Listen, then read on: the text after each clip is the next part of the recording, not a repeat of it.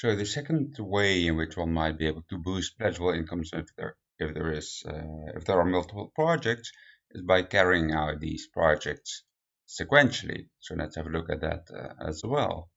So if we do projects sequentially, so one first, second one second, we have a first project and the second project.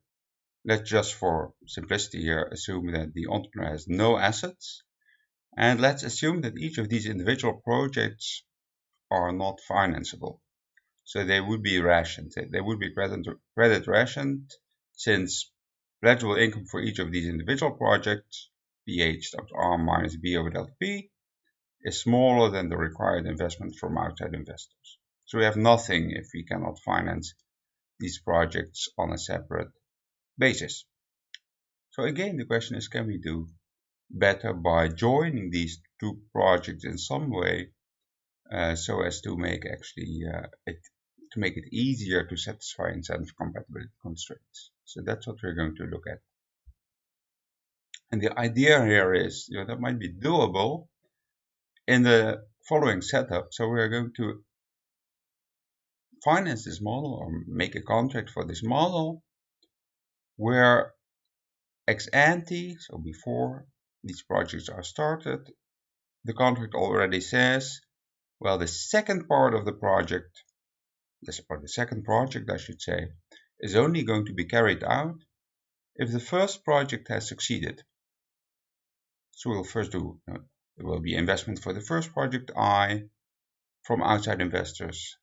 The entrepreneur is going to do work or not do work, but at any rate there will be success or failure, and only if there is success in the first period, the project will be continued into the second project. So an additional I will be invested to also run the second project, and there might be again a second period, a payoff, a gain of R from the second project. So in the end, if both projects are carried out and if there were two successes, well, twice R will have been realized. But if the second project was carried out but was unsuccessful, there would only have been the R from the initial project. And of course, if the initial project fails immediately, nothing results, there's no payoff, zero, and actually the second project is not even started.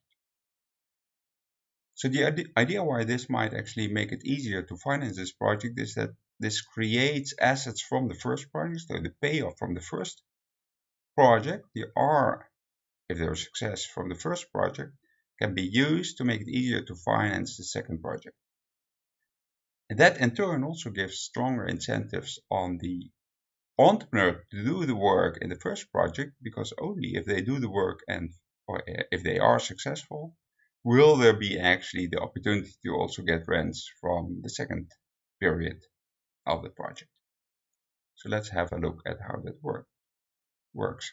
So the contract will be, there will be a payment to the entrepreneur at the end, RB, bigger than zero, only if also the second period project is successful, and zero in all other cases. So even if the first period was successful and the second period has been funded, if the second period doesn't succeed, there will be zero payoff to the entrepreneur.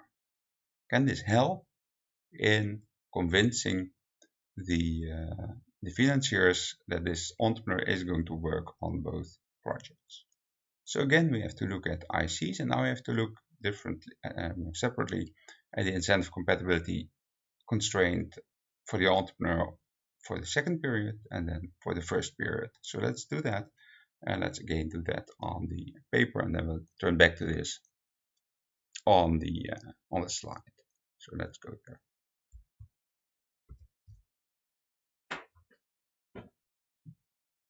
So remember, RB is going to be paid off only at the very end of the second period. So in the second period,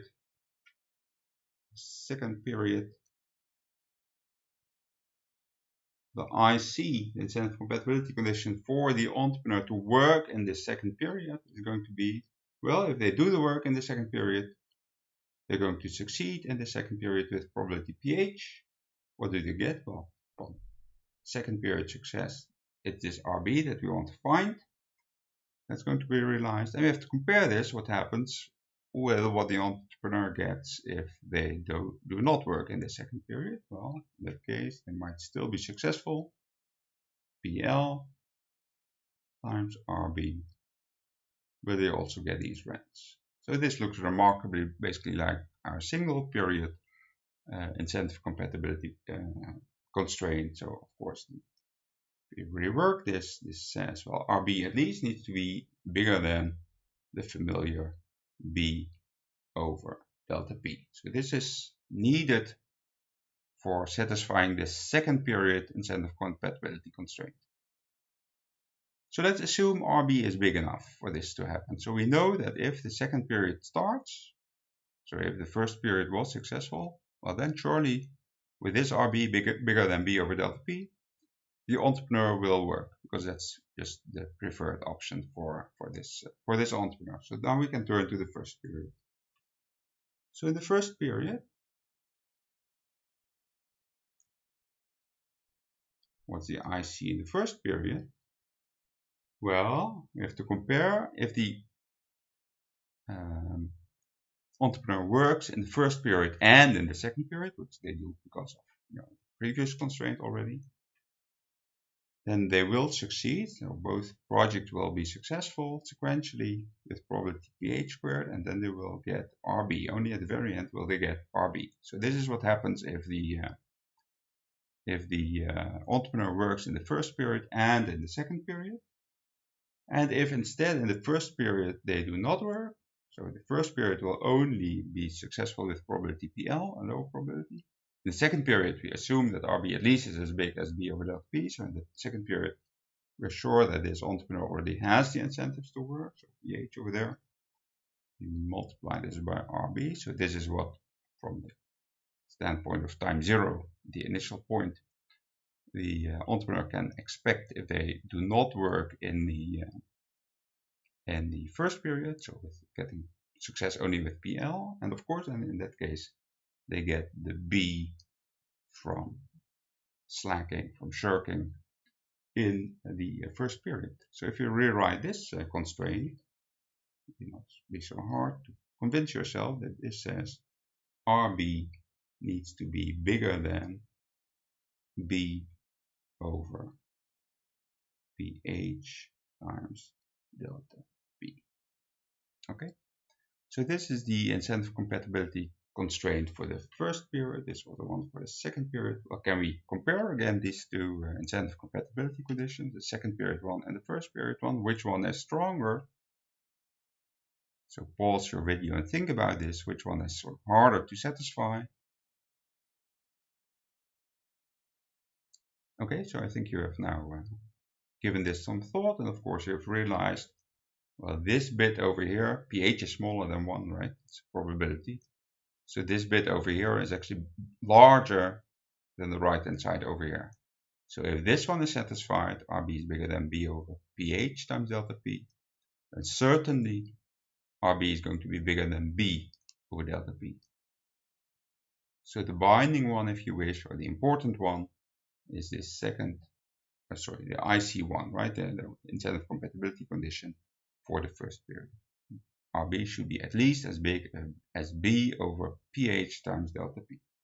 The minimum RB that we need to promise to the entrepreneur to make sure that they work in both periods. So now we can turn again to the participation constraint for the lenders. So what do they get? Well, with if this constraint is verified, then lenders can be assured that the entrepreneur is going to work. So probability of success in each case will be pH. So if there's two successes, so that happens with pH squared, right? What does the lender, what will be the revenues that go to the lender? Well, the total outcome of those two successful projects are going to be 2R, but since both projects were successful, we're also going to pay off the dues to the entrepreneur, so RB needs to be subtracted from that. That happens when both projects are, the first and the second project, are successful.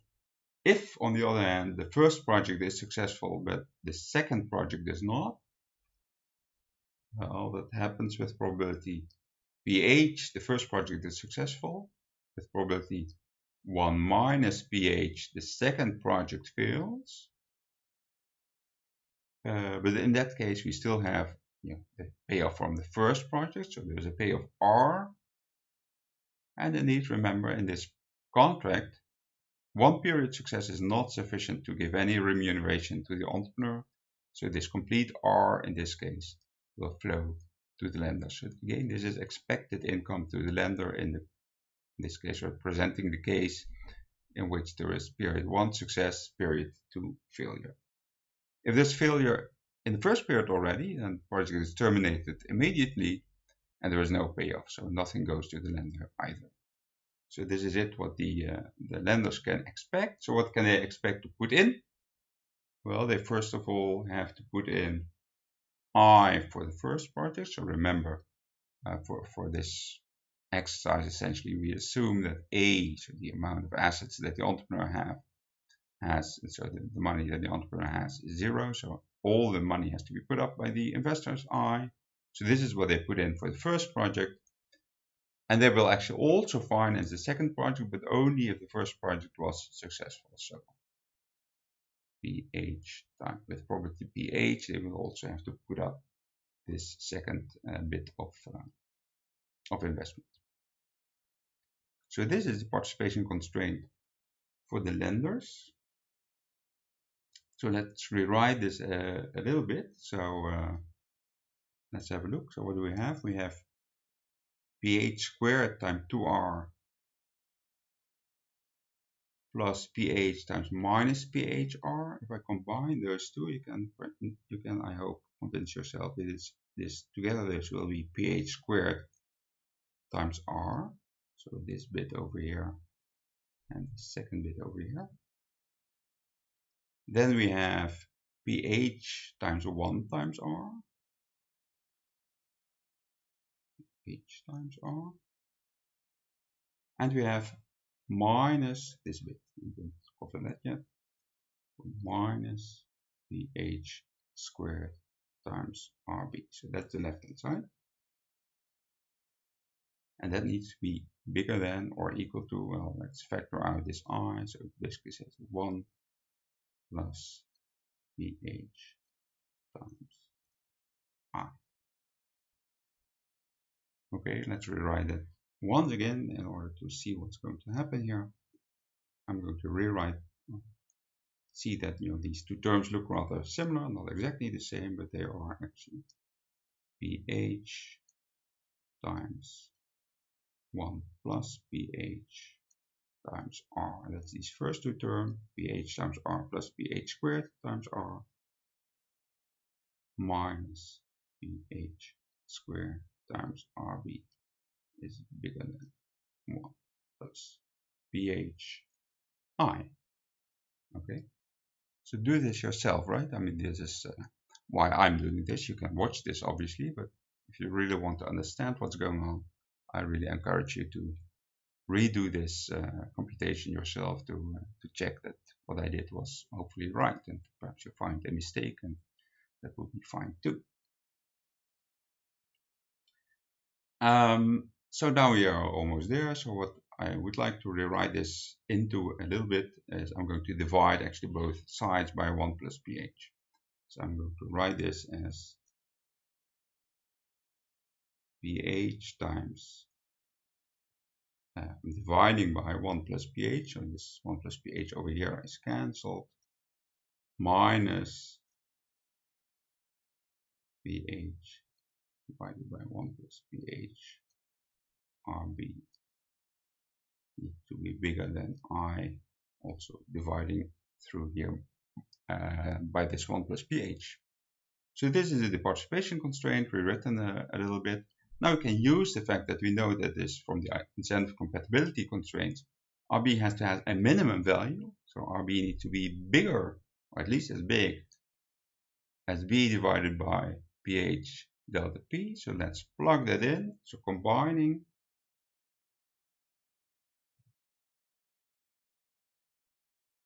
what we get is pH times R minus, if you combine those two things, you'll figure out this is going to B over delta P, and the 1 plus pH in the denominator is going over here, should be bigger than or equal to I. And now hopefully you again recognize the structure of this inequality. This is essentially the inequality that governs whether this project in the sequential form can be financed in this way. And what you see is actually this constraint looks a lot like what we had. So our benchmark, if you wish, from the fixed investment, the single fixed investment model was this one, pH times R minus B over delta P is bigger than or equal to I if A equals 0. So what you see here is, since we have this extra factor 1 plus pH, so 1 plus pH is obviously bigger than 1, so this factor over here, 1 divided by 1 plus pH, is lower than 1, and that actually makes it easier to satisfy this equation. We're subtracting something lower in this case than we did in this single investment model, so it's going to be easier for this to be big enough for the investment to be attracted from the outsiders. And so what we learned from this basically is, by sequentially carrying out these projects with the additional threat, if you wish, that the second project will be cancelled if the first project does not succeed. Well, that gives additional incentive on the entrepreneurs to actually put in the effort at similar costs, so it makes it easier to finance this project. So let's look again at the slide.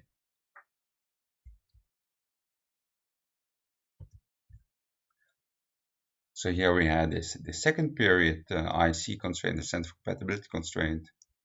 We also had the first period ICC, incentive of compatibility constraint. Well, the first period one was stronger, we argued. So if that holds, then the second constraint will hold for sure. So that's the only one we need to look at. Then we worked out participation constraint for the lender. So what does the lender get?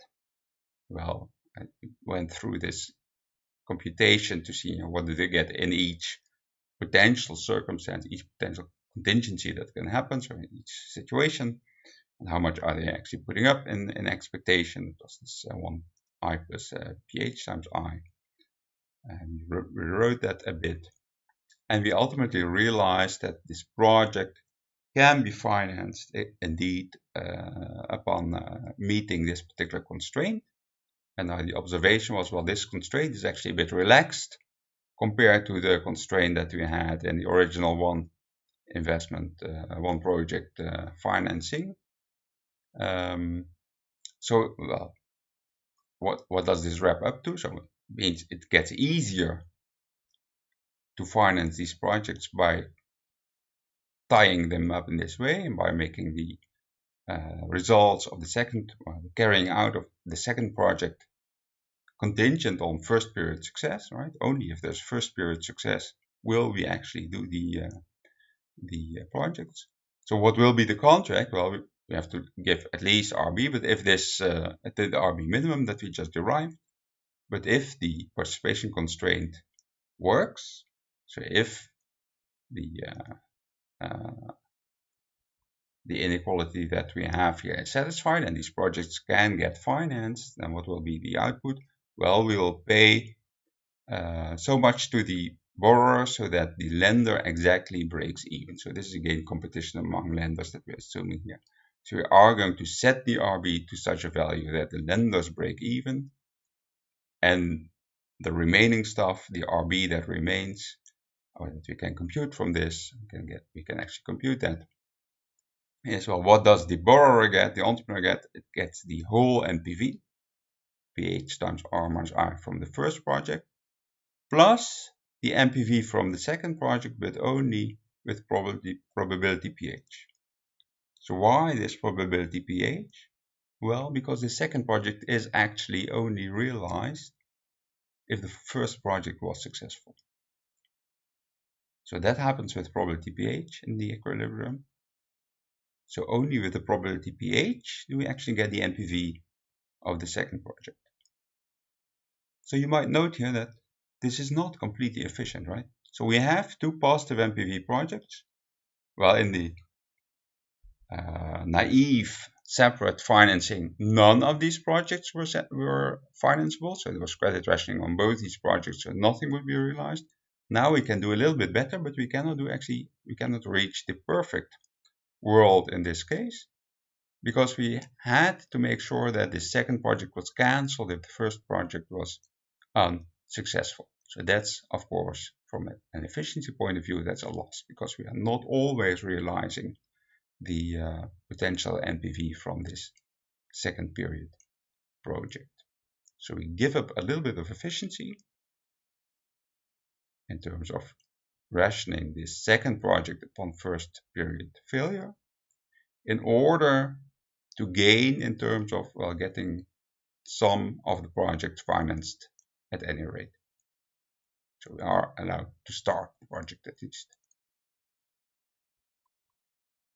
Okay, so this is a two-period firm, if you wish, two projects sequentially. Of course, real firms are like this. Well, they are much more complicated because they are many sequential projects. A real firm obviously lasts for a long time, has a lot of projects that will basically be executed one after the other, and also a lot of projects will be executed simultaneously. So we have a lot of diversification and a long sequence of sequential projects in real firms. So one might say that the fact that we see firms as bundles, if you wish, of lots of projects, both sequentially and simultaneously, as one of the manifestations of, if you bundle stuff up, if you bundle different projects up rather than funding them separately, you gain actually in terms of fundability. So this is a financing benefit of having a firm as a lot of projects together rather than, even though that might be possible, funding each project that the firm does separately. So this, if you wish, is one theory of the firm. Obviously, there are lots of other parts that explain why firms exist, but this is a reason why related to financeability of firms. If you bundle up lots of projects together inside a single firm and fund them together, it's actually easier to get funding. So that's a reason for the existence of these bundles of projects into firms. So what you see, and what you also see actually in real firms with many projects, typically there will, when you start a firm, particularly a new startup firm, there will be no payments for some time. So almost no, right? A minimum of payments to the entrepreneur until this firm is up and running and has shown at least a number of successes eventually. We call that the startup will be building up net worth. If there are too many failures, perhaps not at the first failure, but after a couple of failures, perhaps the venture capitalists funding the startup might pull the plug and close down this firm. So in our simple model, our two-period model, that happened after the first failure. In reality, in a multi-period model, that might happen after a number of failures, not necessarily optimally after the first failure. And only payments will optimally only start getting out after indeed sufficient successes have been realized. So there's research that's reported in Tirol, which actually shows this is optimal, and that actually corresponds also to what we see in actual venture capital financing, where the optimal contract has something which is called vesting. So that means, okay, you were a successful entrepreneur, so you get some shares or you get some money, but not immediately. This is held up in some account, and only after 2-3 years, you're allowed to basically sell your stock or to cash in on what you did. And if in between that interim period before those 2 or 3 or 5 years have expired, things go down the drain, well, then you will lose what you built up in the past. So that's called vesting. So the manager gets indeed a large fraction of the profits of their startup firm, but not immediately. They have to show a a sequence of successes and meet a couple of milestones, basically. And we'll see actually in an empirical paper towards the end of the course that this is precisely what happens in real life venture capital firms. So that's the end of this lecture. So we looked at some extensions of this fixed investment model. So we looked at